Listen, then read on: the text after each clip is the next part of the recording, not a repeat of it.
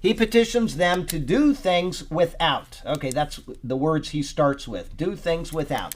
In other words, in everything they do, they are to conduct their actions in accord with what will next follow.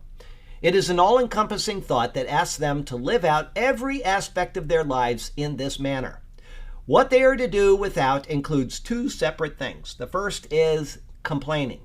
The Greek word is gugosmos. It is a word that was used repeatedly in the Greek translation of the Old Testament concerning the murmurings or the grumblings. Remember, you said grumbling. Is that what the NASB says? Yes. Okay. The murmurings of the children of Israel as they wandered in the wilderness. It indicates murmuring, muttering, and grumbling. They are to refrain from these as they do all things. Okay, and if you remember that from the Numbers sermons, which it went on and on and on, actually Exodus as well, but Numbers, it was pretty bad, just the constant grumblings, okay? No matter what the Lord did, no matter how he proved himself faithful, they would again grumble. And, you know, I don't want to be too hard on him, and I said this several times during the sermons, is that when you are out in the middle of the wilderness and you are literally at your last bit of water, okay, that's all that matters to you.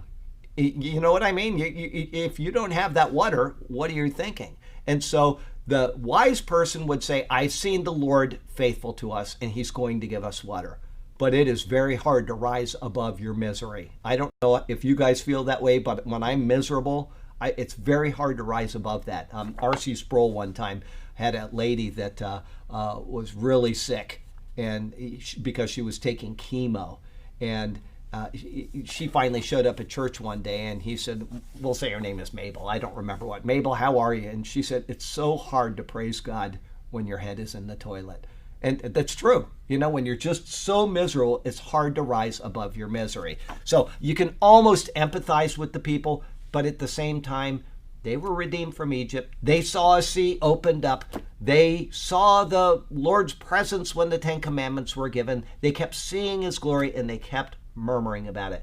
And we have to remember that what they saw with their own eyes is not nearly as significant as what we know we have experienced in our own life by understanding the resurrection of Jesus Christ. We didn't see it, but it is in the Word, and we know that it's true. So who is in the weaker position when we complain against the Lord? I would say it's us, not Israel. They saw these great things, but we saw something way greater.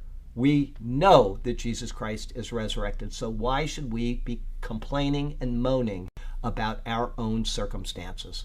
Why should we do it? I think we are in the greater position of burden because of that.